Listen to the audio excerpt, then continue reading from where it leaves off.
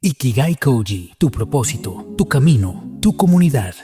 Ikigai Koji, una corriente japonesa que nos enseña a evocar nuestra verdadera manera de vivir, nuestra vocación del alma. Y Koji, que es la felicidad que nos da poner toda esa vocación que tenemos en servicio de las personas que nos rodean.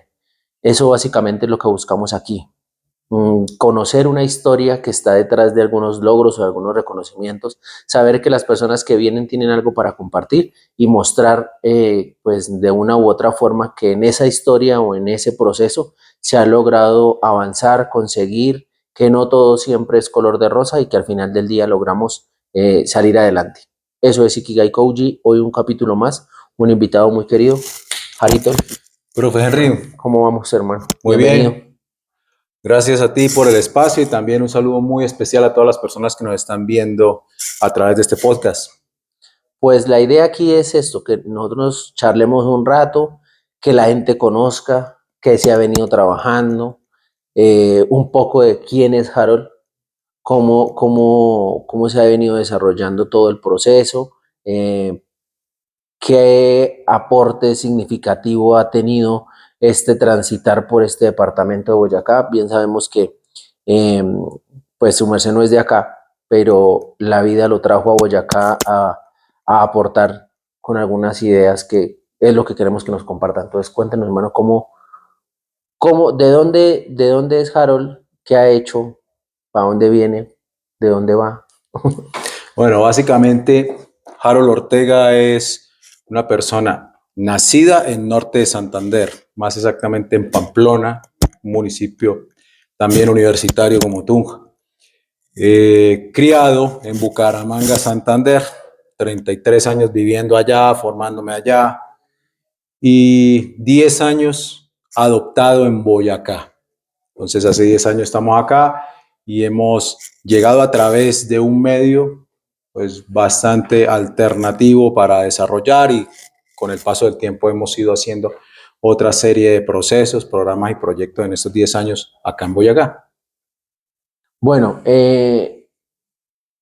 Pamplona, sí conozco Pamplona. Igual de frío, más frío que acá.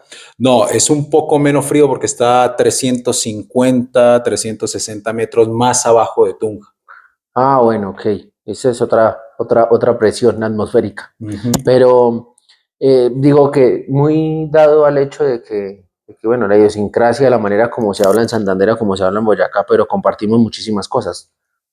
Sí, hay muchas cosas en común, pues precisamente no solamente por la geografía, sino hay muchas costumbres y hay muchas cosas desde el punto de vista cultural y social que la verdad congeniamos mucho. Digo que entre los tres departamentos, entre Norte de Santander, Santander y Boyacá. Entonces eso también permite en parte poder insertarse uno, digamos, en toda la actividad desde el punto de vista comunitario, social, en alguno de estos tres territorios donde uno se encuentra.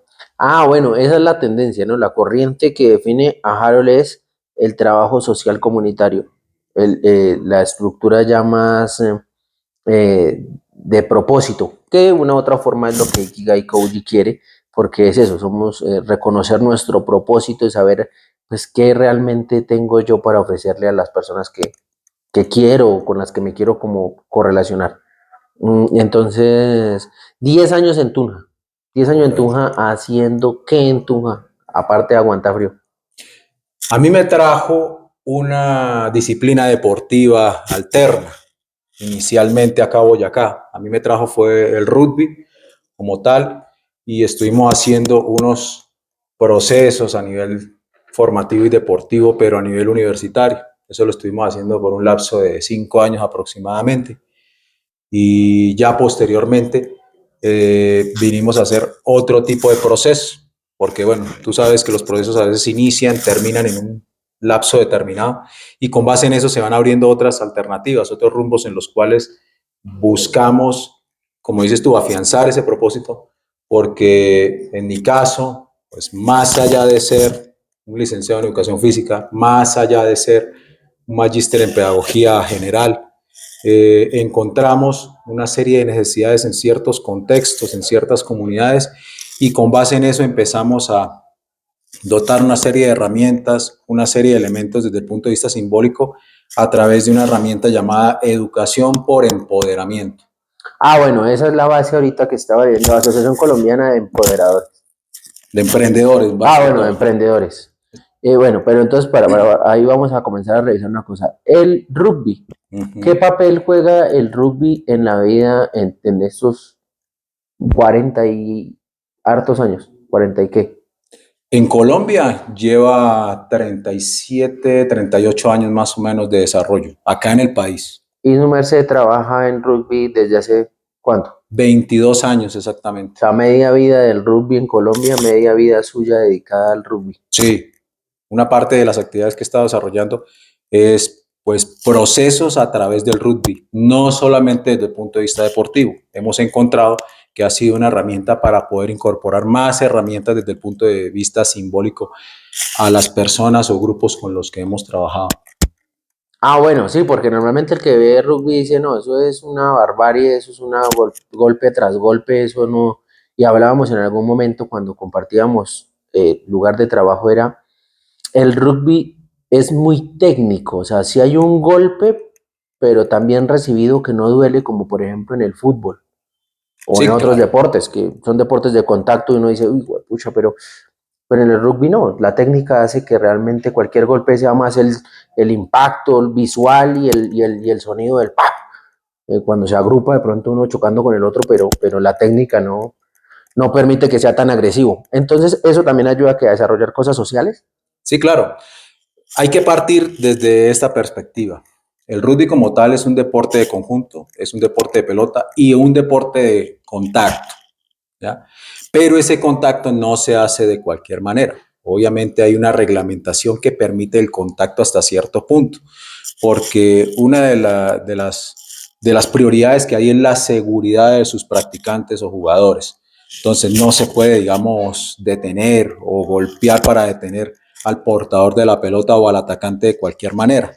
Entonces, eso por un lado. Y lo otro, desde el ángulo del portador de la pelota, no solamente es cuestión de desarrollar estrategias, sino también tener una especie de autocontrol.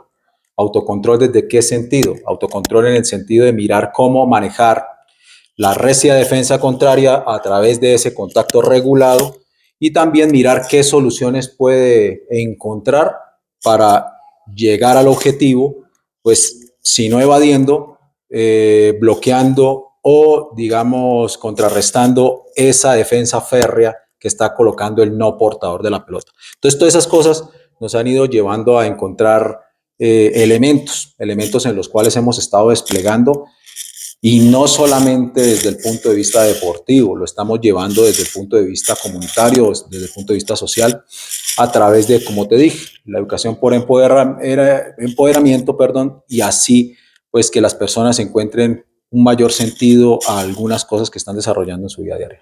Hay un concepto general que le permita a uno entender eso de empoderamiento, o sea, enseñanza por empoderamiento. Sí, claro.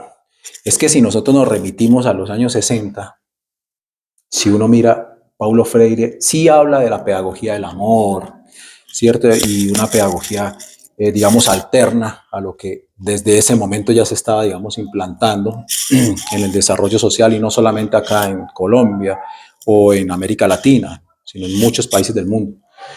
Nosotros encontramos que a partir de ahí hay unos elementos que ya otros autores u otras personas en otras áreas distintas a la educación han implementado para potenciar muchos elementos desde el punto de vista humano. Por ejemplo, las habilidades blandas, por lo menos los valores también a través de ciertas herramientas, como te dije, una disciplina deportiva, una actividad manual y otra serie de elementos. Entonces ahí es donde nosotros encontramos que hay una complementación, llamémoslo así, de la construcción del ser humano buscando ser ese desarrollo integral o ese ser más integral posible. Entonces, esta educación por empoderamiento está ahí como una especie de ayuda, como una especie de consulta en la medida que la persona pueda llenar un poquito más esas herramientas para poder enfrentar con una perspectiva distinta a la vida. Ok, o sea, en ese orden de ideas y seguimos la historia, viene el rugby lo trae a Boyacá, pero hay una modalidad de un segundo idioma que también está dentro de las estructuras, digamos, que del emprendimiento y del desarrollo de este fortalecimiento, algunas falencias que reconocemos todos como el segundo idioma, como el inglés básicamente, que es algo que se está trabajando ahorita, ¿no? Conversatorios, cursos, talleres, que pues los que hacen que las cosas que están sueltas se ajusten son las personas que realmente quieren hacer un cambio en la sociedad.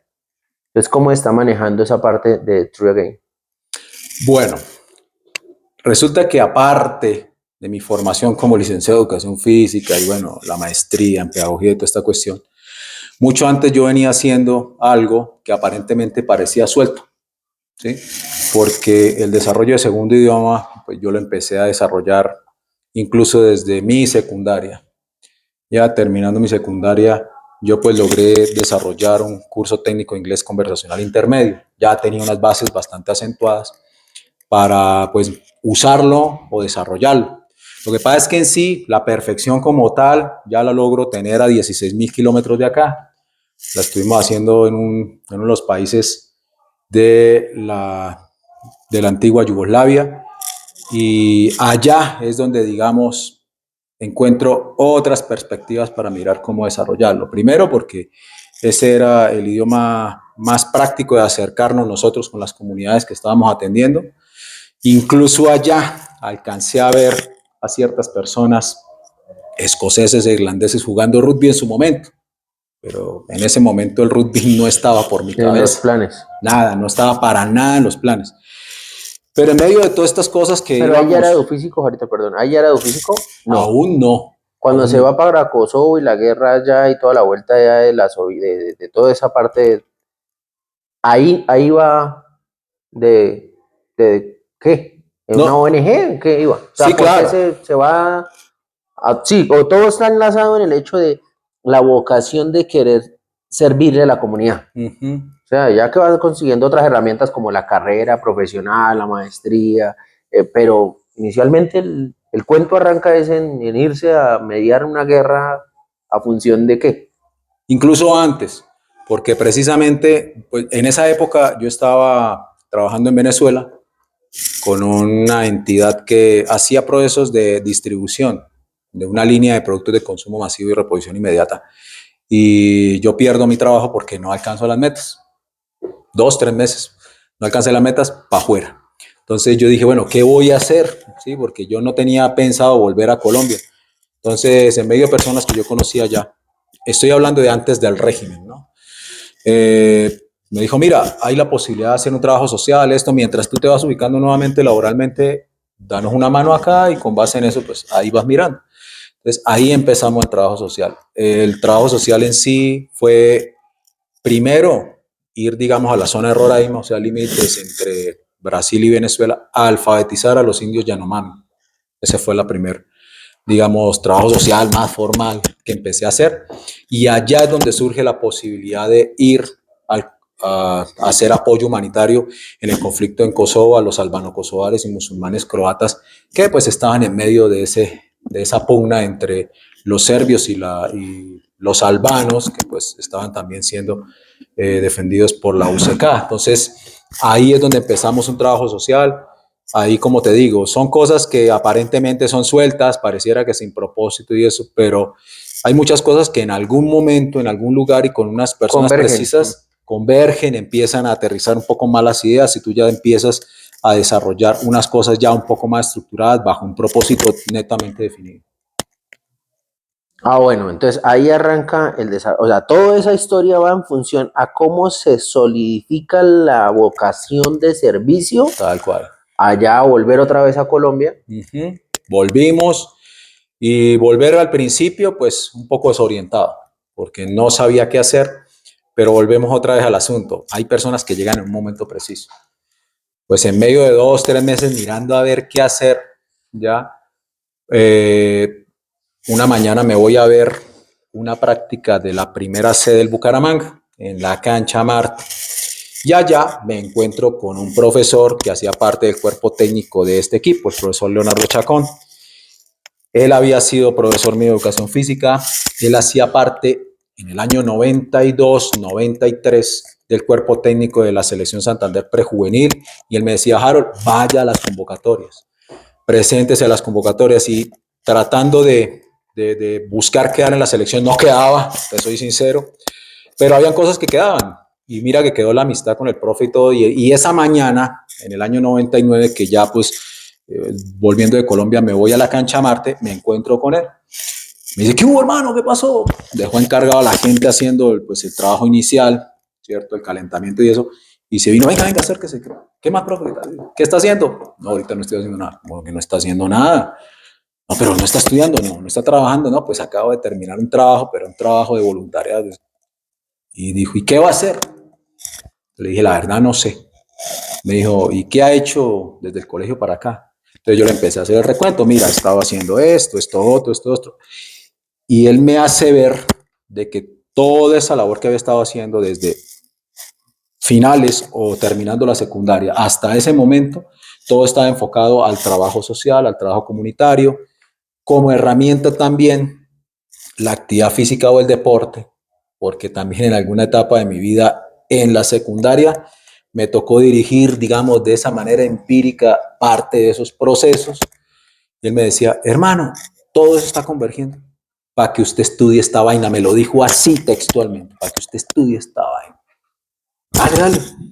Entonces yo, ¿será? Dijo, sí, dale, que todo eso pues está dando una señal de que puedas despertarte por ahí.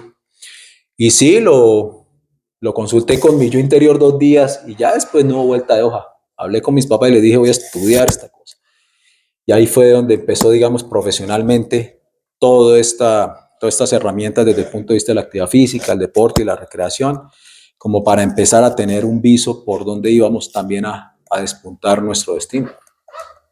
Bueno, genial porque en ese contexto que acabamos de dar nos permite saber cómo cualquier cosa que hacemos, cualquier cosa que se nos pasa, la misma vida como que nos las pone en el camino pero yo ¿por qué tengo que hacer? No, tranquilo, eso, hágale que se disfrute el proceso, súfralo, llórelo, pares en la cabeza, que todo bien. Después al final del día, cuando comience a hacer una retrospectiva de qué he hecho yo con mi vida, oiga, pero eso me sirvió, eso, y comienza como el alfarero ahí a darle forma a ese, para decir realmente, mi vocación es la del servicio, mi vocación es el deporte como el medio para fortalecer comunidades, para transformar sociedad, que esas son cosas que yo valoro muchísimo porque no todos están o no todos estamos pensando en eso cuando comenzamos. Cuando yo comencé esta educación física, yo lo hago por mí, para mi bienestar y para yo tener una profesión y para trabajar y para que mis papás no me molesten y para poder ganar plata y para tener carro, casa, beca, todo lo que va, pero para mí. Cero Ikigai Coach. Sí. Que esta vuelta es para decirle, venga, hay gente que le ha tocado así, hay gente que ha hecho esto, hay gente que el deporte era lo que nos unía en este momento en este canal. Ese era como el eje central. Y pues se intenta mantener, pero hay gente que no, en el último capítulo, por ejemplo, un parcero que era guardameta de fútbol todo el tiempo y ahora está entre los mejores 10 chefs revelación. ¿Qué dice uno? Pero, y me decía, no, es que yo no sabía ni preparar un huevo. Hermano, o sea, la vida es así, o sea, realmente no hay un decálogo o una receta donde usted tiene que hacer esto. Socialmente nos han inculcado muchas cosas. Tiene que ir al colegio y terminar el colegio y estudiar una carrera y conseguir un trabajo y endeudarse para vivir el resto de su vida endeudado, pero tener sus cosas. Que yo creo que la felicidad se puede conseguir con mucho menos. Exactamente. No, y precisamente ese ejemplo que tú das de ese compañero, pues ahí es donde uno se da cuenta que, pues, como por ejemplo, ser chef, obviamente hay unas herramientas desde el punto de vista del fútbol o en la posición como arquero que le suman de manera complementaria. El liderazgo, todo ese tipo de cosas que la verdad disciplina. En una cocina creo que son la disciplina, esas vueltas son muy de la vida, muy para la vida, muy esas habilidades blandas que hablábamos ahorita hace un rato, de lo importante que es uno, eso para que levantarse temprano. Exacto. Motivarse todos los días frente al espejo. ¿Eso para qué? Eso le va a servir más adelante. Usted por ahora hágalo. Exacto. Hágalo que después la vida misma le va a decir, oiga, ¿se acuerda que usted se levantaba temprano a entrenar, se levantaba temprano y meditaba y respiraba y ahí sí se podía hacer unas cosas, o lo colocaba en una posición donde usted tenía que tomar una decisión en segundos. Pues vea, la misma vida se trata de eso, es, un segundo cambia, hace la diferencia. Sí, claro. Y precisamente, volviendo al tema de Traigen, ahí es donde tratamos de aterrizar mucho más la idea de poder dar esa herramienta a la gente, para que la gente pueda descubrir, porque en cierta manera, poco o mucho, esas herramientas simbólicas están en el ser humano. La cuestión es que cómo las despierto, las tengo que despertar a través de una dimensión de la conciencia. Pero para la dimensión de la conciencia tenemos que hacer varias cosas. Entonces yo por lo menos herramientas de la educación por empoderamiento que hemos encontrado a lo largo de los años y hemos estado inculcando y promocionándole a las personas y comunidades es, uno, lectura, mínimo 15 minutos al día y ojalá desde el punto de vista literario. Eso nos abre muchísimo el espectro y el panorama. Esa es una de las cosas que promuevo mucho a la gente para que pueda empezar a hacer ese despertar. Segundo, involucrarse de manera constante en un proceso, en un programa, un proyecto, en mínimo una de estas 6 áreas de las humanidades, sea el arte, sea la cultura, sea la danza, sea la recreación, la actividad física o el deporte. Y como tercer punto, hacer hábitos y estrategias de conservación ambiental, porque esa es otra cosa. Nosotros aquí estamos haciendo el ejercicio tácito de una familia en un hogar y como tal, la naturaleza es una mamá, nos provee, digamos, el alimento para sobrevivir. Y aparte de eso, tenemos unos seres vivientes ahí alrededor que son como nuestros hermanos. Entonces, ¿cómo hago para aportarles a ellos en la medida que estemos todos balanceados? Entonces, uno tiene que empezar a pensar, a meditar, a mirar cómo le puedo hacer esa devuelta a la naturaleza por todo lo que nos da. Entonces son esas 3 cosas que encierro yo en el concepto de educación por empoderamiento para despuntar muchas cosas en la medida que la persona pueda encontrarle un poquito más de sentido a la vida, encontrar un propósito o inclusive poder encontrar balance en la vida que está transitando. ¿Qué vaina más difícil es esa, Harry? Mano, cuando uno no tiene un norte, pues una meta, un objetivo, o cuando realmente uno se fija un sueño y uno cree que eso se va a demorar. Y la vida llega y le dice, bueno, ese no era su sueño, pero tome a ver. Y usted cumple su sueño y la frustración más grande viene después. Sí, A claro. mí mi sueño loco era ser el preparador físico del Barcelona de España. Compañeros míos con los que estudié me dicen, bueno, ¿cuál es su sueño? Y yo, seguían jodiéndome con, ¿cuál es su sueño? ¿Cuál es su sueño? Y yo, mi sueño es ser este preparador físico. No, pero algo que usted pueda realizar realmente, que yo ya era preparador físico de Patriotas y me dijeron, bueno, yo necesito entonces llegar a ser preparador físico en la selección Colombia. Lo dije ese día, me puse a trabajar en función a eso.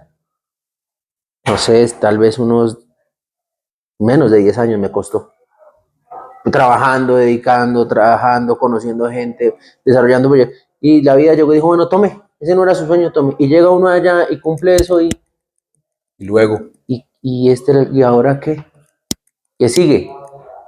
Y volver a ese camino es la tarea más difícil que puede haber. O sea, es el momento más difícil, uno encuentra a propósito por eso. Entonces ya comenzar a hacer meditación, a leer, a reconocer que no somos únicos, que tenemos que ser recíprocos con lo que nos rodea. Esto, ese tipo son herramientas que de una u otra forma nos toma, o sea, con esas herramientas nos toma tiempo conseguir el propósito. Sin esas herramientas se nos va a ir el resto de la vida a la deriva. sí, exacto. Lo que pasa es que ahí es donde muchas veces uno mental, emocionalmente empieza uno a decir, hombre, ¿para qué estoy acá? Porque lo que tú dices, entra uno en un estándar de vida o en un estereotipo de vida que muchas veces es vendido, nos lo han ofrecido, nos lo han mostrado, mire, es por aquí el camino, pero una cosa es eso y otra cosa es lo que usted verdaderamente siente internamente O hablando sea, para decir. realmente sí es lo que yo, o sea, claro, el papá que es médico y quiere su hijo médico, el papá que es profesor y quiere su hijo profesor, el papá que es futbolista y quiere su hijo futbolista. Pues si ya ando un camino, venga que ya le arreglé, el camino me tocó a mí hacerlo, pero ya está el camino, hágale, camine por ahí. Yo creo que es el daño más grande que como padres le hacemos a nuestros hijos. Sí, claro. Lo que pasa es que siempre entre la presión de que el papá está haciendo unas cosas y el chico también tiene que empezar a tomar, digamos, un legado, Ese afán. el afán por el legado, entonces ahí es donde vienen, digamos, los dilemas existenciales a nivel mental y la gente dice, pero será, no será, pero sí me siento cómodo con esto, pero entonces vienen muchas discusiones porque mira, por ejemplo, mi papá fue militar y yo, imagínate, desde la primaria, del bachillerato, yo creía que iba a ser militar. Inclusive ya terminando el bachillerato estuve a un pelo de ya empezar a hacer una carrera como oficial del ejército y empezar esa carrera. Pues obviamente viendo pues ese imaginario, pues viendo estas cosas y eso, lo que pasa es que hubo dos cosas que sí me frenaron berracamente, ¿sí? Que fue en el año 96 cuando vimos el atentado a unos soldados en Puerres, Nariño, y tiempo después pues la toma de las Delicias. Entonces yo ahí ya, como quien dice internamente, dije, no, yo no creo que esto sea vida para mí, para mi familia, cuando vaya yo a estar casado, madre, hijos, viviendo una preocupación berraquísima. Entonces yo ahí tomé la decisión y dije, no, definitivamente no. Pero vuelve y juega. ¿Y ahora qué? Lo que usted dijo. Se adoctrina uno y cree que ese va a ser, y o se cumple el sueño o se evapora el sueño. Exacto.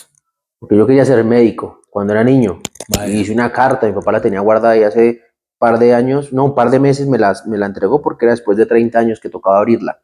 Una máquina del tiempo del colegio. Y ya, médico con esposa, hijos, casa, carro y amigos. Amigos con la mano, se cuentan los amigos. Sí, sí. Esposa, check. Hijos, check. Pero entonces ya, de todo esto ya, yo ya cumplí casi todo lo que... Pero este sueño de ser médico no se dio. Muchas cosas no, lo llevaron a que no se dieran. Entonces, cuando no pasó eso, ¿y ahora qué? Entonces comienza uno a bailar en medias y a alterar de un lado y al otro. Entonces es lo mismo que cuando el sueño no se da porque ya ve uno que ya no se dio. Entonces entra lo mismo que como cuando el sueño se cumple. Solo que la frustración de, ¿y si hubiera pasado? ¿Y si yo hubiera hecho?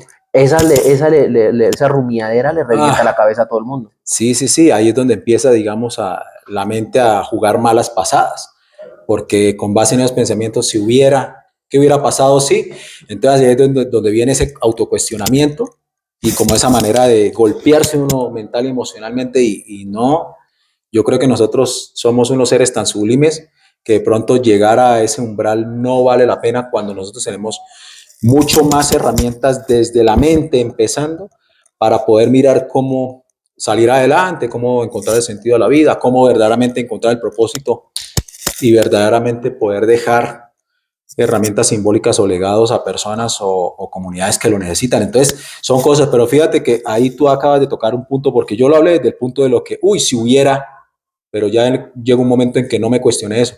Pero también fuimos a un umbral en el cual, por lo menos a través del rugby, logramos hacer cosas significativas en ese tiempo, porque eso no solamente fue el trabajo en cancha como preparador físico, como entrenador, no, sino hubo la posibilidad de proponer más cosas en su momento con la Liga Santandereana de Rugby. Ya después, cuando ya se estaba organizando un poquito más el tema de desarrollo, competencia y selecciones a nivel nacional acá en el país, entonces hacer parte de una comisión ejecutiva, proponer esquemas de desarrollo y otra serie de cosas, llevarlas incluso a entes internacionales como la Confederación Sudamericana de Rugby en ese momento, que hoy en día se llama la Sudamérica Rugby, o la International Rugby Board, que hoy se llama la World Rugby, que es más o menos un esquema muy similar a la FIFA del fútbol. Entonces, llevar, digamos, ideas, poder tratar de decidir cómo táctica y estratégicamente debía crecer de manera progresiva el rugby, no solamente en Colombia, sino también acá en el resto de Latinoamérica. Entonces, llegar a ese techo, tú dices, bueno, ¿y después qué? Entonces, el dilema, pero bueno, a Dios gracias, uno va encontrando, como te digo, personas, va encontrando lugares y va encontrando situaciones en las cuales tú vas, como dijiste tú, como el alfarero, dándole más forma a lo que verdaderamente tú puedes dar, pero que verdaderamente llena el espíritu tuyo en la medida que esas personas verdaderamente están encontrando un balance, un capital simbólico o un propósito a su vida. Bueno, esas son las invitaciones que vamos acá y siempre les digo mucho, gente que nos está viendo, las personas que de pronto han seguido este canal hace rato, el podcast, ahora que estamos en Spotify, ahora que estamos pues acá siempre lo cargamos por nuestras redes, por YouTube, porque la idea, me decían, pero ¿por qué diversifica tanta la información con un solo canal y fortalezca un solo canal? Lo que pasa es que hay personas que les gusta YouTube, hay personas que les gusta Facebook, personas que les gusta Instagram, personas que van en su carro y colocan Spotify y colocan un podcast ahí como para ir escuchando, para hacer ese análisis que estamos hablando, para hacer una introspección y decir, oiga, pero a ese man también le pasó, oiga, buena esa historia, oiga, mire cómo es de duro la vida, vea cómo va y viene y al final todo no es color de rosa, pero fluye. O sea, uno a veces se coloca la noche oscura, lo que llaman la noche negra, pero pues, hermano, entre más negro es porque ya más pronto va a amanecer. Exacto. Y toca es darle como ese respiro y esa paciencia que no es fácil cuando uno tiene esa ansiedad, ese afán, esa juventud más bien. Yo creo que esa vaina es una invitación a los que están jóvenes. Tranquilo, bájele dos, cálmese, respire. Yo entiendo y yo estuve ahí, y yo sé que Harold también y todos los que hemos pasado por acá, que hoy decimos, la estoy logrando la estoy logrando, o yo ya llegué, o yo ya no peleo con nadie porque yo ya pasé por ahí, es porque es cuestión del tiempo. Hay que darle tiempo, pero uno cuando es joven, pucha, no me salió esto, no me salió lo otro, una preocupación por ese mañana, por ese sueño, por cumplir, por figurar y más en este momento de redes, donde nos meten por los ojos lo inmediato, la vaina bien bacana, lo pulido, lo chévere, pero detrás de eso, ¿qué más hay? Detrás de eso, ¿qué más ha tocado sufrir? Entonces, y en nuestra profesión, una cosa que me pasó ayer cuando estaba revisando, pasé por unos colegios y veía niños jugando, y por eso yo decía, uno cuando es practicante, lo primero que le enseñan siempre es a tener plan A, B, C y Z. Entonces, en ese afán de supuestos, está es fortaleciendo y nutriendo la ansiedad. Porque así mismo, si yo voy a hacer una clase y si llueve, bueno, son factores muy determinantes. ¿Llueve o no llueve? Punto. Si llueve hago esto y no llueve hago esto. ¿Van o no van? Si no van, pues miro qué hago. Si van, esto es lo que se va a desarrollar. Ya, no hay más escenarios. Pero ya comienza uno, y si el uno le pega al otro, y si el otro se bota de cabeza, y si se me rompe, y se me cae, y se me parte, y si el balón se pincha, y sí. Plan A, B, C, D. Y en la vida nos acostumbramos a aplicar el plan A, B, C, D. Y eso es lo que nos mata, porque muchas veces o funciona el plan A o el B. No alcanza siquiera a llegar al C. Sí, exacto. Y uno está todo el tiempo en la J, en la F, en la K, y esas cosas le revientan a uno la cabeza. Sí, claro, lo que pasa es que tú mismo acabas de volver a tocar un punto bastante importante que es el tema de los estereotipos. Lo que pasa es que los estereotipos a veces es como cuando usted tiene una camisa, ¿cierto? Y la camisa, digamos, está una o dos tallas más abajo y usted se la quiere poner de todos modos y usted la fuerza. Aferrado a la talla ese.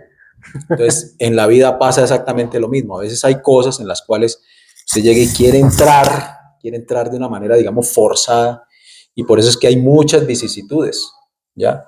Primero que todo, la batalla mental. Y ahorita en esta época, el tema de la ansiedad, el tema de la persona decir, venga, verdaderamente yo para qué estoy acá en este plano terrenal, es Ese una... despertar que estaba hablando su merced hace rato, yo creo que son más las personas, o sea, en este momento somos, ahora sí, más bien ya entrando en el baile, somos más las personas preocupadas por despertar y entender nuestro propósito en la vida que por cambiar de camioneta o por qué apartamento me voy a comprar cuando me preste el banco, que eran las preocupaciones de antes, ¿no? En su momento. Ahora son 50-50, nos preocupamos más por ese despertar mental, por ese despertar de la conciencia de por qué estamos acá. Y después de que uno logra eso, todo ya pierde tanto valor económico, valor simbólico, sí, me compré este carro, me compré esta cadena, que es lo que nos meten por los ojos hoy en día. Exacto. Pues ya, chévere. Eso le da a usted felicidad, lo alegro, me alegra mucho. A mí me da felicidad hacer este canal. Me da felicidad hablar con mis estudiantes, me da felicidad compartir un rato con mi hijo y escuchar qué piensa. Me da felicidad sentarme al lado de mi esposa a tomarme un tinto. Eso me da felicidad. Que uno fue pucha, pero no es en Abu Dhabi, no es en el edificio de Manhattan, no es.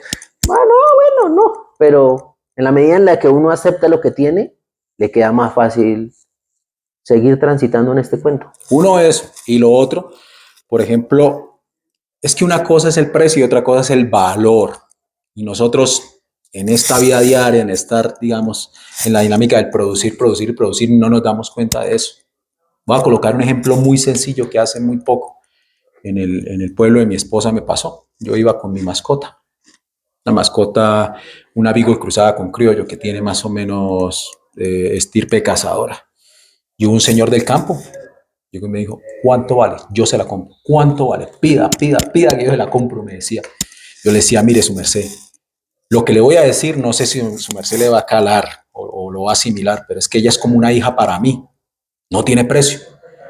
Porque una cosa es la cuantificación económica que me hubiera dado él por esa transacción de yo darle a ella, de yo darle unos reales y ya. Pero una cosa es muy distinta, es toda la satisfacción y todo el balance emocional que se sale de esa cuantificación económica y eso se desborda de una cosa que usted no lo puede contar, usted no lo puede palpar. Ese es el capital simbólico y eso hace de que pues haya una diferencia enorme entre las dos cosas y tenemos que identificarlas muy bien. Vuelve y juega. ¿Cómo logramos identificarlas? Aplicando herramientas de educación por empoderamiento para poder mirar qué estoy haciendo. Estoy verdaderamente anclado en esa dinámica, ¿cierto?, de producir y tener un estándar de vida que verdaderamente no sé si me llena o no me llena, o si verdaderamente estoy haciendo una cuestión con un propósito bien claro, que no solamente está haciendo un beneficio a las personas, tangible o intangiblemente, sino verdaderamente está nutriendo simbólicamente mi vida. Esas son las palabras o las preguntas que tenemos que hacernos. Ahora, lo que tú dijiste es muy cierto. Tomarse un café en el Chase Manhattan Bank en Nueva York o tomárselo, digamos, en la finca aquí a las afueras de Cómbita, ¿cierto? Ahí es donde empezamos a ver que la felicidad o el concepto de felicidad es subjetiva, porque lo que llena a una persona simbólicamente a la otra persona no, pero sí puede llenarla de otra forma. Y ahí es donde tenemos que tener ese concepto que está muy en boga de la tolerancia por las diferencias. Y ahí es donde tenemos que llegar, de que sea la felicidad de tomarse un café en ese lugar o en el otro, es válido, porque incluso internamente tanto el uno como el otro se está, Se digamos, está nutriendo de esa felicidad, de esa, que sea una felicidad efímera, pero pues que no lo es. Yo leía en estos días, hablando de la lectura y de eso, que toda emoción del ser humano dura 90 segundos. imagínense. Yo pues estoy bravo 90 segundos y ya, yo estoy feliz 90 segundos, yo estoy triste 90 segundos. Pero si yo sigo dándole vueltas a ese pensamiento que me llevó a esa acción, pues van a arrancar otros 90 y otros 90 y otros 90, va a haber toda la vida o triste, o toda la vida deprimido, o toda la vida molesto, o toda la vida feliz. Exactamente. Por ejemplo, hay un psicofisiólogo clínico, Luis Gaviria, él habla de que felicidad es sumatoria de momentos, porque precisamente tú mismo lo dijiste, son efímeros, son cortos, son por un tiempo determinado. Y tú pues en ese espacio pues vas a experimentar unas cosas desde el punto de vista sensitivo, emocional, mental, ¿cierto? Pero en esa misma medida se apaga. Y bueno, ¿qué sigue? Entonces, la construcción de esa serie o ese conjunto de felicidades a través de un propósito, créame que tiene una valía mayor, pero para usted mismo, internamente hablando, en la medida que pues ya en el trasegar de su vida ya empieza a encontrar un equilibrio en todas las cosas que usted está haciendo. Entonces ahí es donde tenemos nosotros que enfocar mucho. Yo por lo menos a veces me pongo cansón. Yo le digo a la gente, pilas, a leer, pilas, a experimentar estos procesos a través de las humanidades, pilas, a ir a la madre naturaleza, a tocar un árbol, a mirar la grandeza a través de un animalito que también hace casi un estándar de vida muy similar al nuestro, observarlo. O sea, todo eso es lo que tenemos nosotros que en estas épocas donde el consumo, la tecnología, digamos que el factor económico es la única forma de ser feliz, tenemos que hacerle una pausa a eso y mirar otras cosas más intangibles que tienen valor, no tienen precio y que incluso se pueden disfrutar, ¿sí?, con poco en un lapso determinado para encontrar un poquito más esa llenura en el corazón, esa llenura en el alma y decir, tengo ánimo para seguir adelante. Esa es la invitación más profunda que podemos dejarles a nuestros queridos no sé si seguidores, compañeros, personas que de una u otra forma se han identificado con Ikigai Koji y que realmente quieren que la vida sea diferente, pues hay que hacer cosas diferentes. Sí, claro. Porque si hacemos lo mismo todos los días, pues muy difícilmente nos va a pasar algo diferente. Exacto. Hay otro punto que es muy importante que también la gente, como te digo, empiece a autocuestionarse, pero decirse, venga, ¿qué más necesito? ¿Ya? Julián de Zuviría decía algo bastante contundente hace muchos años. Él decía, cuando el sistema educativo es débil, es fácil gobernar por las emociones. Pero si nosotros aterrizamos bien esa frase, no es por el esquema educativo, no es exactamente por el esquema de gobierno. Es internamente, verdaderamente, qué fue lo que logré rentabilizar simbólicamente en el proceso de mi formación educativa y qué no. Y lo que no, pues tengo que buscarlo bajo otra alternativa. Vuelve y juega. Educación por empoderamiento es una de tantas alternativas en las cuales tú puedes sumar simbólicamente a la construcción de tu ser. Y desde el punto de vista de gobierno, no lo estoy hablando desde el gobierno estatificadamente consolidado, sino lo digo, es un autogobierno, es poder tener control de mi vida, poder decir, puedo, a pesar de que la situación se ponga un poco compleja, pues mirar alternativas, mirar cómo poder contener, tener alternativas en las cuales podamos no solamente nosotros encontrar el balance y mirar cómo ir pasando ciertas tormentas que va a ser normal a lo largo de la vida que nosotros tengamos que cruzar, sino incluso ser el faro para que otras personas también puedan ver de que sí es posible y puedan seguir adelante de acuerdo a ese propósito por el cual están en el plano terrenal. Bueno, muy agradecido por querer venir a compartir con nosotros esto, por esa invitación. En algunos otros capítulos hicimos ahí una alianza con True Again para que la gente se motive y diga, realmente quiero o no quiero ser diferente. Ah, ya leyó, ya meditó, ya se ejercitó, ya escuchó la música que le gusta, ya fue y aprendió algo que sabe que le hace falta, como el inglés, como muchas herramientas que yo creo que la gente hoy van digamos, a recapitular su trasegar en esta vida y decir, voy a comenzar a generar estos hábitos que me permitan ver la vida de una manera diferente. Entonces, nada, pues acá las puertas siempre abiertas, nosotros estamos en esa tarea, seguiremos apoyando todo lo que se pueda, seguiremos buscando esas historias que están detrás de los logros, porque la gente cree que la medalla o la foto de Instagram es lo que realmente vale la pena, y lo que vale la pena es lo que está detrás, todo lo que se logró o se hizo o se sigue haciendo para obtener esos resultados. Ahorita, muchísimas gracias, hermano. Gracias, Henry. Y bueno, una invitación muy especial a las personas. Vuelvo y repito, educación por empoderamiento, tómelo como alterno a su propósito en la vida. Traigen es una solución para eso, porque no solamente es inglés, son procesos de aprendizaje en idiomas y a nivel de capacitación a través de talleres y seminarios a personas u organizaciones con o sin ánimo de lucro.